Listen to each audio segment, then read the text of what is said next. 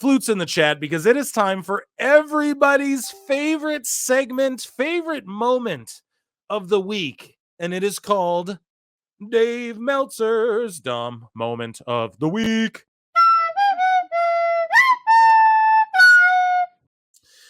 So Dave Meltzer, man, he was talking about this match, Claudio and Pac, and if people came over from AEW to WWE, and he's going, if Ricochet or Chad Gable comes over, Gable would get. I covered it on the last podcast. I'm telling you, the last pod I did is a must-watch/listen if you haven't.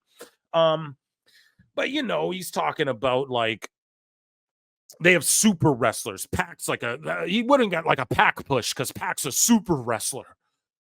What does that even mean, Dave, you dummy?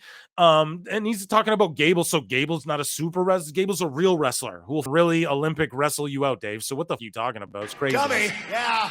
When I clip this, I'm going to have to censor the shit out of it because I'm already swearing, but Dave's got me on one here. So we covered it before in the show. Wrestling Observer reports Kevin Kelly says he plans to sue AEW. Oh, golly gee, you think? You dummy. I covered this 2 days before Observer did. I wonder why. I wonder why Dave can't wait to wake up at the crack of ass to talk about TNA and how they have no shows coming this summer, only for them to draw almost a AEW Rampage or Collision taping or whatever. Dave can't wait to talk about how Trick Williams sucks or how they have super wrestlers in AEW, but he don't talk about Kevin Kelly planning to sue AEW for days. Complete typical dirt sheet nonsense. AEW makes past pay-per-view. So I really wanted Evil Dose on to talk about this. I had some guy. You guys, I get the weirdest DMs, okay? I'm not joking. This guy DMs me and is like, I was told this number and this number and this number all by Dose. And I'm like, okay, well, why did Dose tell him to you? And he's just like, I don't know. I just asked him.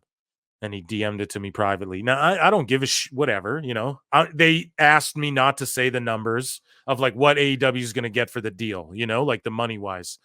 But Dose has broke it down ad nauseum. What this person DM'd me, he's like, please don't share information. I'm like, dude, Dose has already broken this all down on the show. So it's all speculation. Even me, I went, dude, I don't know. Like Dose is just speculating too. So shout out Dose. I would love to have him on and maybe he could clarify what that guy DM'd me and all this. It's this, some random account and their whole account, like they're based on like tracking TV stuff, I guess. I don't want to even say who it is because they asked me not to say the numbers they told me, but either way, shout out Dose, and I wish he was here to talk about this. I will get him on a future show and maybe he can break it down more. But what happened was AEW, they put their pay-per-views and special events available for purchase on Triller. Now, I looked it up today just to make sure I wasn't talking out of my ass like Dave Meltzer, and Triller's in the hole. They owe a bunch of money they don't have.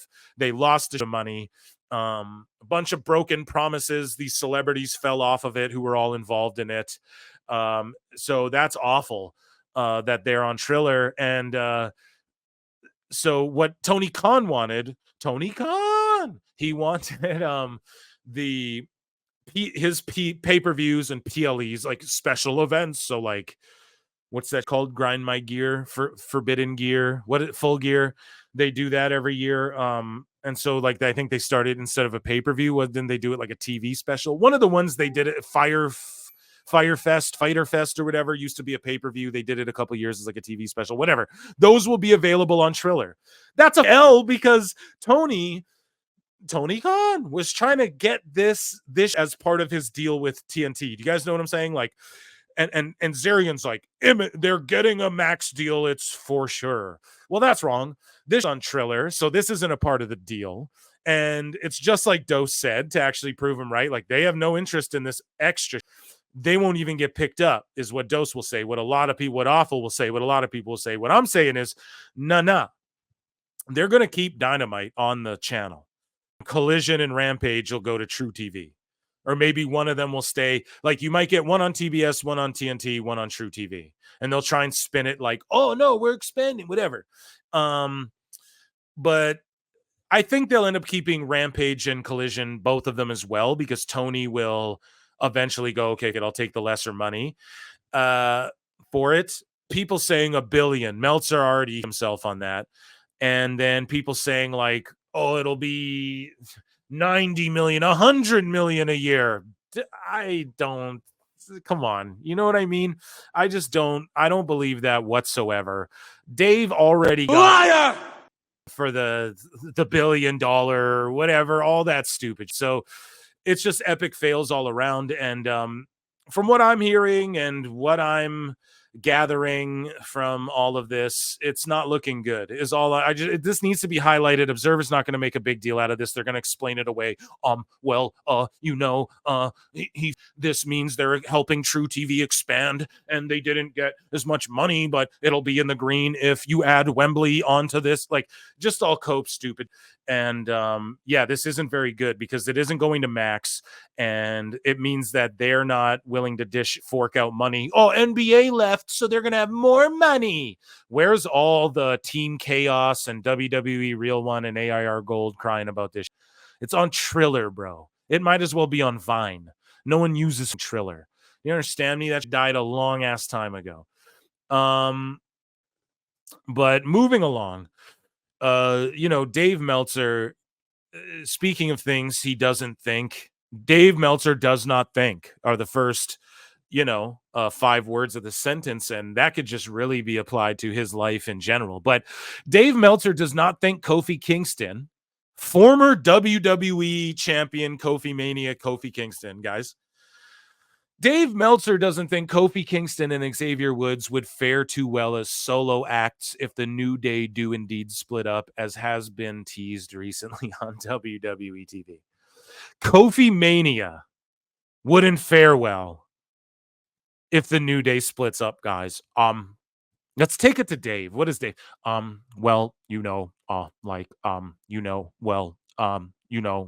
Especially if Brian, if you break them up, neither of them are, gonna do much. It's not going to be good for them as solo acts. Why? And then he just definitively says, it's not gonna be good for them. Liar! Tell us what you know, you goddamn liar! How can you say that, Dave? You're terrible. You're 0 for life. Okay, like this last 5 years, you're 0 for life. Okay, don't tell me about what Kofi Mania can do on his own, you idiot. Ugh, you guys. So Dave Meltzer talks more about WWE. He says Dave Meltzer believes, or Wrestle Talk TV says, Dave Meltzer believes WWE should have booked Io Sky to pin Zelina Vega in the 3-way Money in the Bank. Dave, Zelina is fighting Liv Morgan for the world title. Why? Oh my God. Dave. You what? Why would you have, oh my God. It's just people don't get it, man. They really don't. Kiana James there, that's what she's there for. Zelina got distracted by Liv because we're getting some sort of match out of that. Zelina will probably do a job as a challenger to Liv until Liv can get to Rhea Ripley again, because Liv can't just beat all the beast heels, because they just did that with Becky, and then they're doing it with Bayley, they did it with Rhea already. Can't do that, so Liv's just got to have like, okay, Zelina, line her up. God, Dave, Kiana James, line her up. Like, Dave thank God he doesn't have the pen of anywhere except for his own, and he doesn't even edit it correctly. So Dave says they should have beaten Zelina. I don't see why you're beating Kiana right away. Because, Dave, no one knows who that is. Because, Dave, they're establishing Kiana. Because, Dave, Kiana James, if I look up her age, is in her 20s, 27 years old, and she can lose for the next 3 years before she even hits her prime and before anyone gives a shit about her. And she's already on the main roster, Dave. That's why you do it. This isn't it's just all hugs and friends time with Dave and all of that. Uncle Dave. So moving along, I don't know what else to say about that guy. I'm getting frustrating. So Dave Meltzer believes Alpha Academy's breakup on WWE Raw was weak. What? Dave. You mean the crowd erupted for that everybody's talking about on top of a brilliant already Raw with layers of the story? What was the breakup supposed to be? Bloodline level. They're not that over. Dave, this breakup was weak, but you don't got to say about the way the Gates of Agony broke up and just randomly beat up Swerve.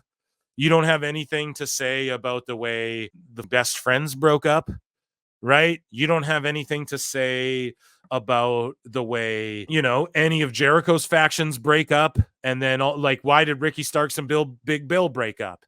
You got nothing to say about any of that, but you thought this breakup was weak. Liar! Guys, I'm having a hard time processing this myself. So Dave goes, after all this time, what a weak breakup. Dave, a weak breakup is what's going to happen with you and No Chin Alvarez. Emotional damage. Oh man, it was weak. Him, and he just says him saying he's quit. Like it should have been like a violent reaction. With something this gigantic. As opposed to by the way, I'm leaving. We're done. Dave, physically pushing. So I can't do it, guys. I don't know how I do this. Let's play the flute one more time here. Okay, I've reset. Here we go. I got my energy back, folks. I don't know how I do this. Oh my goodness. So, Dave, physically pushing somebody is violence. A. B. We're gonna see the violence down the line when Gable and Otis fight. C. He's the good guy. He's the baby face, bro. I know you and AEW, Tony Khan, all you guys don't understand that. I know you guys don't get that and what it means to be a heel and a baby face and all that. But Otis is the baby face. He's gone off with Maxine Dupree. You guys are following me, right? Like, he's the baby face. So why would he have this visceral beat him down? Tozawa's crying. Maxine is distraught. Otis is upset. He doesn't want to fight Gable. He loves Gable, Dave. You don't just turn on someone you love after all of this. It's not even all of this. It's just Gable's being a dick. You don't just bludgeon and murder. This isn't AEW where you just bloody Nick Wayne and then Nick Wayne's a bad guy and then you're a good guy the next day. Like, this isn't how it works, man. So again, it just shows like Dave is terrible, doesn't know what he's talking about, what he's doing. He couldn't book a library. Is that a good one? I don't know if that's a good one, but the dude couldn't book a haircut. You know what I mean? Again, and then he has more. This is the last one, guys. So he has more to say about the Wyatt family, of all the stuff, the Wyatt Sicks. You guys gave awful heat earlier in the show. I pushed back on him a little bit too. I know he's got more to say. He did put over the cinematography and the production, but he thinks just overall business-wise, this is going to fall flat. I vehemently disagree, but I will tell you this much. He is right as far as like, it's got a fine window to where this has got to, like, next Raw, they better do some real good. Yeah, some good, pal. Or I could see people boo-booing on it. People are already boo-booing on it. One of them is Dave Meltzer, okay? So Dave Meltzer has expressed concern over the Wyatt Sicks' future. WWE booking. He's worried about WWE's booking right now, my word. And he's talking, dude. It's like, you're not more concerned with like this random ladder match they got going on at Forbidden Door. You're not more concerned with like, we have Wembley 2 months away and we have convoluted Gaga and we don't know, like, you got Swerve and Ospreay and MJF, like the title's about to get flip-flopped, or they're just going to have Ospreay defend it at Wembley. What a great homecoming. Yeah, such a hard grind, bruv, that he went through to. So Dave's not concerned with like Ospreay walks in the company and just gets everything handed to him easily for free. And he's more concerned with this. He's concerned with the booking. And then Dave doesn't say he's concerned, like the way Wrestle Talk words it. Dave Meltzer has expressed concern. No. Dave Meltzer says there is a lot of concern. So Dave is saying, like, objectively, just like blanket statement, just like where Dave, like objectively, like in the backstage, there is concern, or you have concern, Dave, because you're stupid. Don't put words in our mouths, Dave. Don't put words in my mouth. Don't put words in the fans' mouth. Don't put words. There's concern. Who's concerned? Awful. You don't know him, Dave. Do you know him? Do you call him at home? For real. You don't know him. Like, you don't know us. I'm losing my ear, guys. The queen? No, but Dave says there's a lot of concern for this angle. These guys have to be supermen. No, they don't. And they will be, but no, they don't. Like, they don't need to be supermen, Dave. Okay. They just need to, like, be consistent with what their vocation is. As long as they can explain why these guys all grouped up, why they all got spooky, and why they're going after who they're going after, the rest will come. Their in-ring style will be aggro. So you mean like Eric Rowan doesn't know what he's doing? You mean Nikki Cross doesn't know? Joe Gacy? They were all, and then Dexter Lumis. They're all already spooky guys who were the spooky people in groups. Like, this is the perfect, like, group. You took the best component almost from each of the factions they were in, other than Rowan. Obviously, that would be right. And then Bo Dallas is a tremendous worker, like on his own. If he brought back the Bo Leave gimmick, I'd be down. But Dave Meltzer goes, there's a lot of concern for this angle. These guys have to be supermen. No. And so many of them doing the no sell thing. It's a tricky one to book. So Dave thinks they're going to come out and just no sell. Dummy. Yeah. And Dave, what about AEW's no selling? They don't sell anything. They don't sell anything. And you don't talk about anyone no selling there, and they're not all supermen. Orange Cassidy no sells destroyers. Osprey no sells this neck. They're not supermen. They go 50-50 taken to the limit by everybody. So what do you mean, Dave?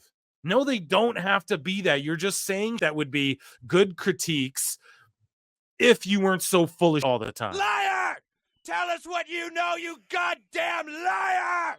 Okay? Like, it's just mind-boggling to me he gets away with this.